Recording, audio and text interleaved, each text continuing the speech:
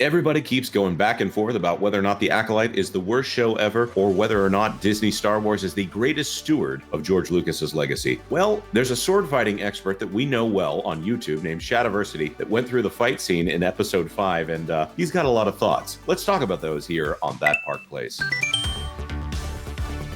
Hello, I am Jonas J. Campbell, an investigative reporter for That Park Place, and here with me is sword fighter extraordinaire, Mr. VashSky. Vash, are you aiming to be the greatest sword fighter in the Grand Blue?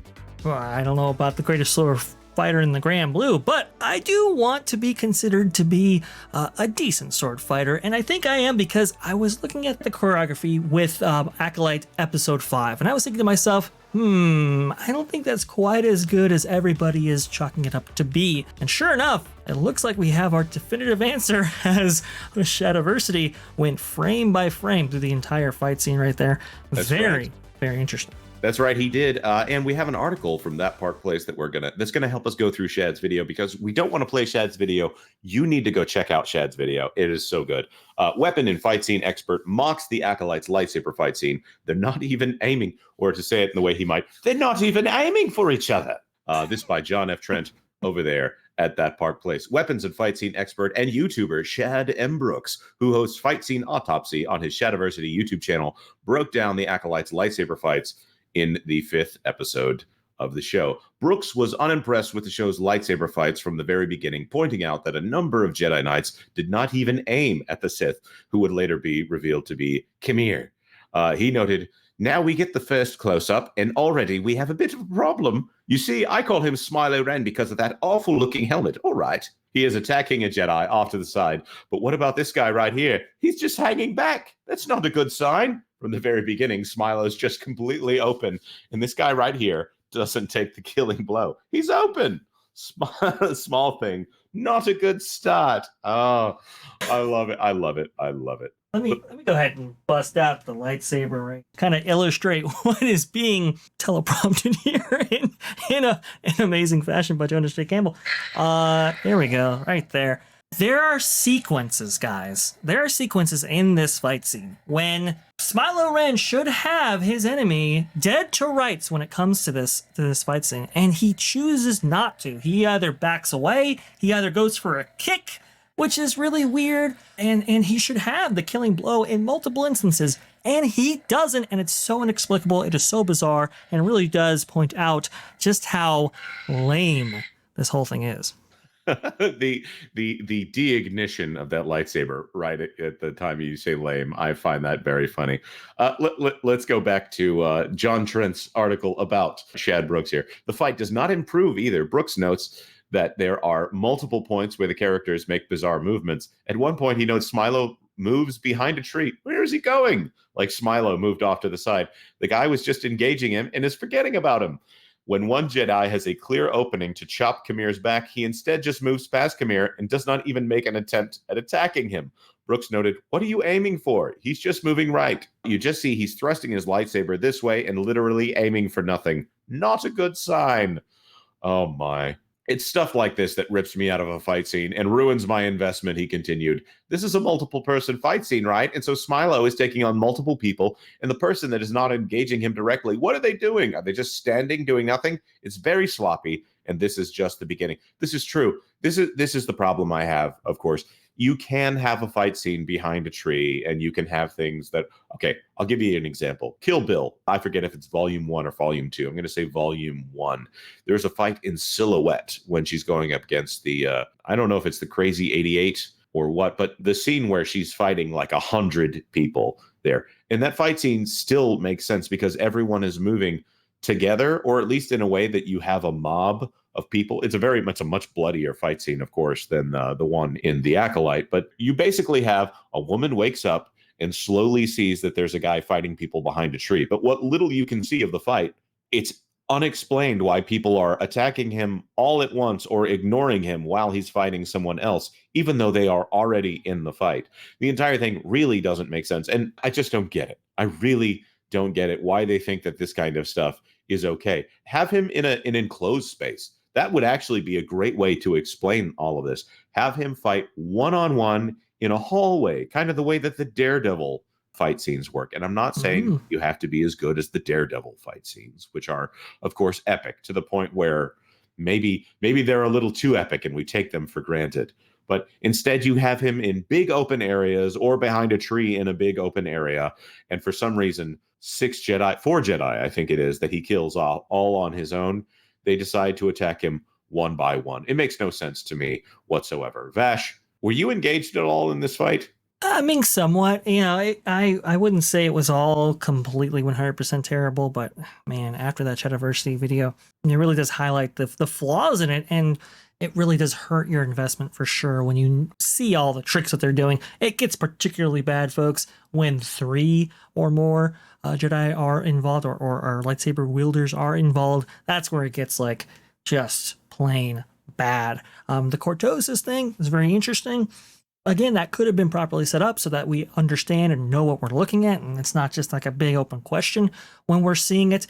I believe Lauren actually pointed that out on the response video to episode 6. It's like, well, look, why not set these things up in advance so that way you give a clear understanding for the viewer on what you're seeing. I think that's really crucial here, and the thing that's really missing the most. Also, too, you know, people are giving Shadiversity a hard time over his analysis of this fight. And, you know, he was very open about, hey, I've done analysis on other fight scenes, very similar in nature, especially that Obi-Wan and Anakin fight at the very tail end of Revenge of the Sith.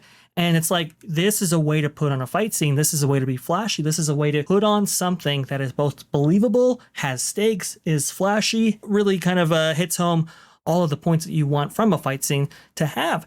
Also, too, the choreographer, I guess, for the prequels has come out and said that, yeah, he's not necessarily that impressed with the Acolyte fight scenes, or at least that's from my understanding. Well, yeah, of course. What he said about him. Nick Gillard is amazing. And I want to talk about the cortosis thing for just a moment, because if you put it in the context of things that Smilo Ren, the stranger, Camille, whatever we're calling him, Manny Jacinto or Jacinto's character does, he does a lot of unconventional moves here. When he's fighting with a lightsaber, he also does kicks. He also does headbutts. He also does things where he's hitting them with the van brace. So I think that's supposed to indicate that the Jedi are too ordered in their fighting style, and that he's supposed to be innovating or something like that. It comes through as sloppy. Let's read here.